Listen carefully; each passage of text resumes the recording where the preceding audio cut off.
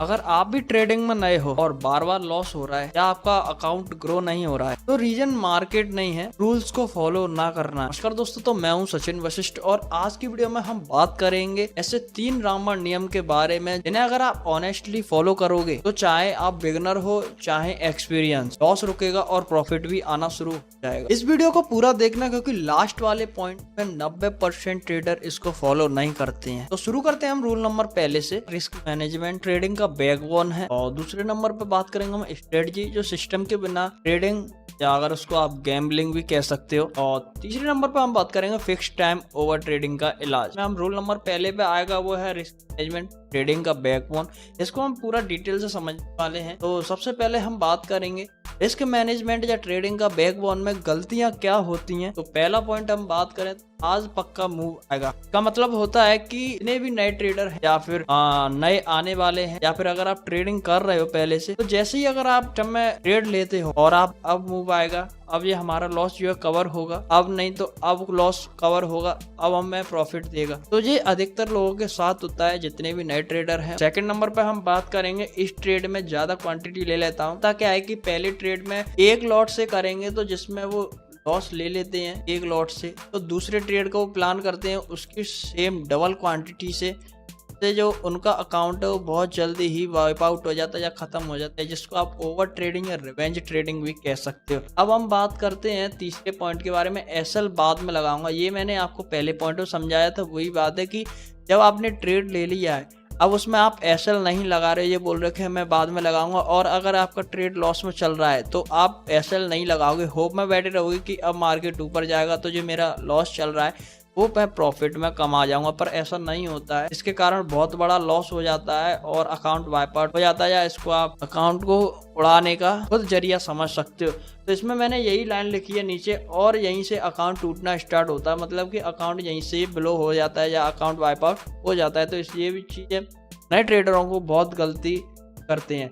अब मैं बताता हूँ जो सेकंड चीज है, करेक्ट रूल क्या है इसका करेक्ट रूल है एक ट्रेड में कैपिटल का सिर्फ 1 से 2% रिस्क लेना। होता क्या है कि अगर आपका कैपिटल 10,000 है का 1% तो वो है कि 100 रुपए है का कोई रिस्क मैनेजमेंट नहीं बनता। और अगर आपको मैं बता दूं, इसमें मैंने एग्जांपल भी लिखा हुआ, अगर आपका कैपिटल 1 लाख है, 1 लाख कैपिटल है, इस पे मैक्सिमम पर ट्रेड का जो 1 से 2% का लॉस होता है वो होता है 1,000 या 2,000। ये हमें मैनेजमेंट सही करने का सिखाता है, क्योंकि बहुत सारे लोग शुरुआत में 10,000 का कैपिटल लेके आते हैं और पूरा उड़ा देते हैं। अगर आप एक ट्रेडर हो या एक नए ट्रेडर हो तो भाई आप हो सकता है कि कुछ और तरीका है जो मैं आपको बता देता हूँ अभी। और अगर एक्सपीरियंस ट्रेडर हो या आप ट्रेडर अच्छा बन गए हो या आपको अच्छी नॉलेज है तो आप भाई कम से कम 1 से 1.5 लाख या 50,000 रुपए लेके आओ, तब आप एक प्रॉफिटेबल ट्रेडर बन सकते हो। वरना भाई मैं तो कहता हूँ कि आपको जो मैनेजमेंट है वो नहीं हो पाएगा। अब हम करेक्ट रूल में एक और चीज पढ़ने वाले हैं जो है स्टॉप लॉस मैंडेटरी है। अगर आपने ट्रेड ले लिया है भाई कि मेरा जो एसएल है वो 1,000 रुपए का है, मैं इससे ज्यादा एसएल नहीं लूंगा, तो मैं यहाँ पे एसएल लगा दूंगा। जैसे कि मैंने 50 पे एंट्री बनाई है तो भाई मैं 40 पे एसएल लगा दूंगा, चाहे मेरा एसएल उड़े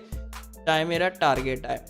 बहुत से लोग क्या करते हैं कि एसएल बाद में डिसाइड करते हैं, जो एसएल लगाते हैं भी एंट्री ले लेते हैं, एसएल को हम बाद में लगा लेंगे, जो मैंने पिछले बता ये दिया है। अब मैं आपको बताऊंगा कि प्रोफेशनल ट्रेडर पहले से एसएल डिसाइड करता है फिर एंट्री। ऐसा क्यों? क्योंकि अगर आप एक्सपीरियंस ट्रेडर नहीं हो या आप एक नए ट्रेडर हो तो होता यही है कि आप एसएल नहीं देखते कि मेरा एसएल कितना बड़ा बन रहा है, सीधा आप एंट्री कर लेते हैं, फिर उसके बाद जो एसएल आपका बड़ा हो जाता है। होता क्या है कि आपने अगर वीडियो देखा होगा तो कि जो मेरा ट्रेड है मैं उसी कैंडल के नीचे का रिस्क लेता हूँ। तो यहाँ पे 2 चीजें आती हैं कि आप एक क्वांटिटी को मैनेज करते हो यहाँ पे, और एक आप एसएल को अपना पॉइंट देखते हो कि भाई मेरा इतने एसएल का पॉइंट जा रहा है तो मैं एसएल लेने लायक हूँ कि नहीं हूँ। अगर आप यही 10,000 के कैपिटल पे करते, आप 1,000 का एसएल लेते तो 9,000 का आपका कैपिटल बचता। हो सकता है कि अगले दिन आपकी इतने से क्वांटिटी नहीं आए।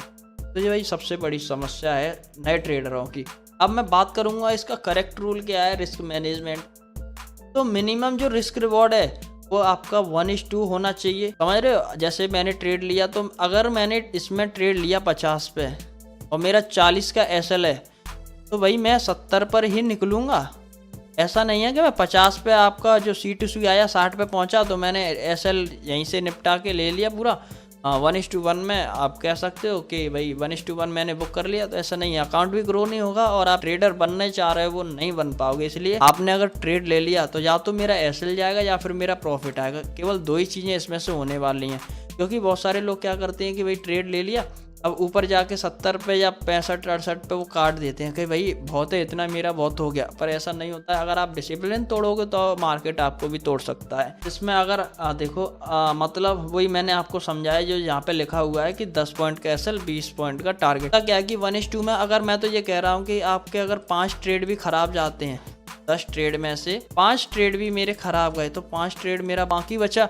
अगर 5 ट्रेड में मैं 1:2 लेता हूँ तो मैं आराम से 20 पॉइंट लेता हूँ, तब भी मेरा प्रॉफिट रहेगा और मैं अकाउंट को भी ग्रो कर सकता हूँ। अब मैंने एक गोल्डन बात लिखी है कि ट्रेडर पैसा प्रॉफिट से नहीं लॉस कंट्रोल कर कमाता है। ये एक बहुत रियल बात है। जो अभी नए ट्रेडर हैं या आप ट्रेडिंग शुरू करना चाहते हैं वो अभी आप इस बात को नहीं समझोगे। धीमे धीमे जैसे ही एक्सपीरियंस होता जाएगा आप उसको अच्छे तरीके से जो है बात समझ में आने लगेगी। हाँ भाई, कुछ टाइम पहले मैंने वीडियो देखा था कि सचिन भाई ने ये बताया था। अब मैं बात करूंगा रूल 2 के बारे में, जिसमें हम स्ट्रेटजी या सिस्टम के बिना ट्रेडिंग इक्वल टू गैम्बलिंग में। तो सबसे पहले हम बात करेंगे इसमें कॉमन मिस्टेक क्या करता है नए ट्रेडर।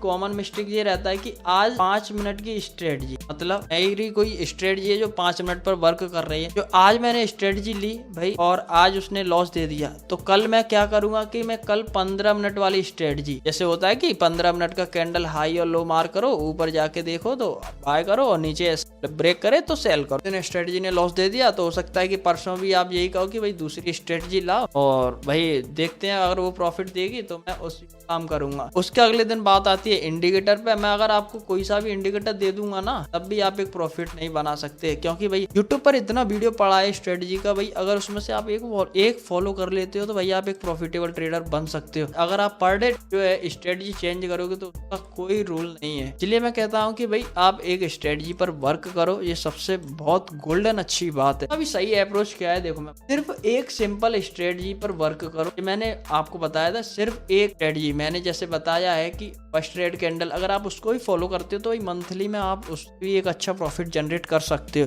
होता क्या है कि अगर आपने एक स्ट्रेटजी ले ली तो आपको सिंपल पता है कि भाई मेरी एंट्री यहाँ पे, एसएल यहाँ होगा और होगा तो मेरा टारगेट क्लियर होगा। वही चीज देखो यहाँ लिखी है, clear entry, clear stop loss, clear target. मेरे को पता है कि भाई मेरी एंट्री क्लियर है और क्लियर स्टॉप लॉस है और क्लियर टारगेट है, तो भाई मेरे को कोई भटकना ही नहीं है। अगर मैं 1:2 का या 1:3 भी ले सकता हूँ इसमें, और मेरे को पता है कि भाई अगर आज लॉस देगी तो कल मैं उसमें प्रॉफिट कमा सकता हूँ, क्योंकि नए ट्रेडर फॉलो नहीं करते हैं। सबसे ज्यादा जो यहीं पर ही मात खा जाते हैं। ऐसा आपको नहीं करना है। अब अगर हम बात करें एग्जाम्पल के बारे में, देखो वही लिखा हुआ है कि फर्स्ट रेड कैंडल भी आप इसमें यूज कर सकते हो, 21 EMA भी यूज कर सकते हो, ट्रेंड लाइन ब्रेकआउट भी, कोई सा भी आप स्ट्रेटजी देख लो और उसको कम से कम कुछ दिन के लिए उसको ट्राई करो या उसका बैक टेस्ट करो। अगर आपको रिजल्ट अच्छा देखता है तो आप उस पर प्रॉफिट कमा सकते हैं। मैं तो ये कहता हूँ कि मार्केट में जितनी भी स्ट्रेटजी है वो वही एक भी लॉस वाली नहीं है। अगर आपको मार्केट में 30% या मैं कह रहा हूँ कि 40% मार्केट में स्ट्रेटजी में अगर आपको प्रॉफिट दे रहा है 1:3 के हिसाब से 40%, तो भाई तब भी आप प्रॉफिट रहोगे और आपका अकाउंट ग्रो करेगा। बैक टेस्ट और फॉरवर्ड टेस्ट के बारे में आपको क्या करना है कि स्ट्रेटजी का कम से कम 100 ट्रेड करना है, चाहे आप पहले पेपर ट्रेड पर कर लो, चाहे आप स्मॉल क्वांटिटी या रियल ट्रेड कर लो।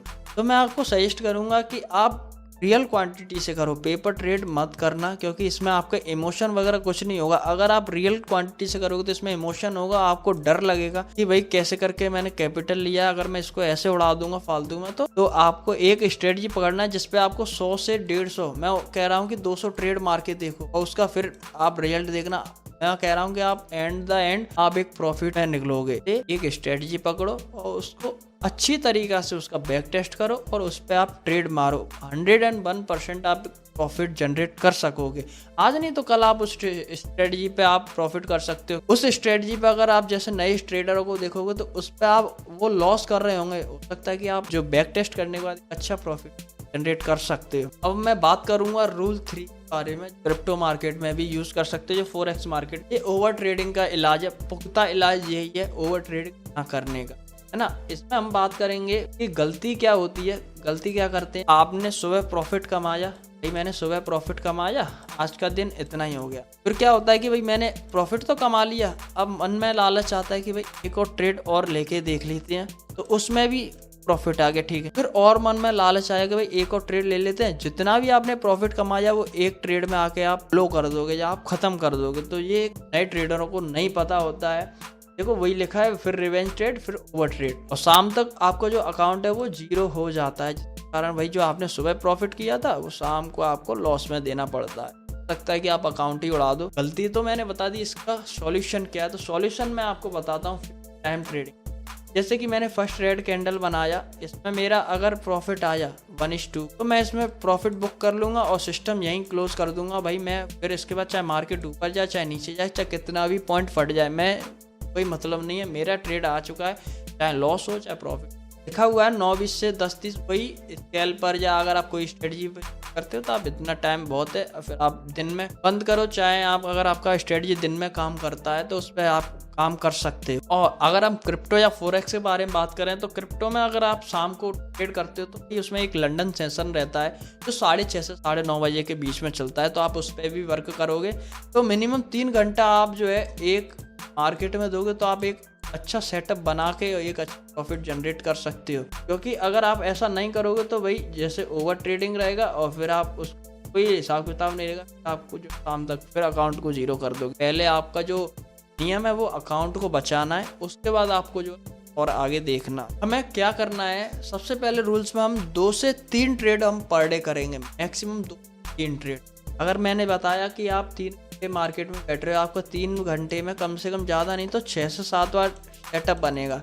पर हमें क्या 6 से 7 बार सेटअप पर ट्रेड करना नहीं करना है, हमें केवल 1 से 2 ट्रेड, हाईएस्ट 3 ट्रेड। अब 3 ट्रेड कब करना है, जब आपका पहले में और दूसरे में प्रॉफिट आ गया हो तो आपको जो है एक ले लेना है। अगर इसमें ऐसा गया तो भाई सिस्टम बंद। अब मैं यहाँ से एक ट्रेड नहीं लूंगा। मैं होता क्या है कि डेली लॉस हिट मार्केट बंद, मतलब वही मैंने आपको बताया कि अगर आपका डेली लॉस हो गया, मतलब मैं कि भाई मेरा 1000 का लॉस का कैपेसिटी था, मेरा पूरा हो गया, मैं अब सिस्टम यहाँ से मेरा पूरा बंद हो गया। या डेली टारगेट आपने अगर 1:2 का टारगेट ले लिया, भाई मेरा टारगेट आ चुका है, अब मैं यहाँ से जब मैं अपना बंद, चाहे मार्केट ऊपर जाए चाहे नीचे जाए, मेरे को इससे कोई मतलब नहीं है। You are follow this rule, risk management, capital बचाओ, स्ट्रेटजी एक ही सिस्टम फॉलो करो, टाइम ओवर बंद करो। अब मैं कह रहा हूँ कि अगर आपने इन तीनों चीज़ों को जो है फॉलो कर लिया तो आप एक प्रॉफिटेबल ट्रेडर बहुत जल्दी बन जाओगे।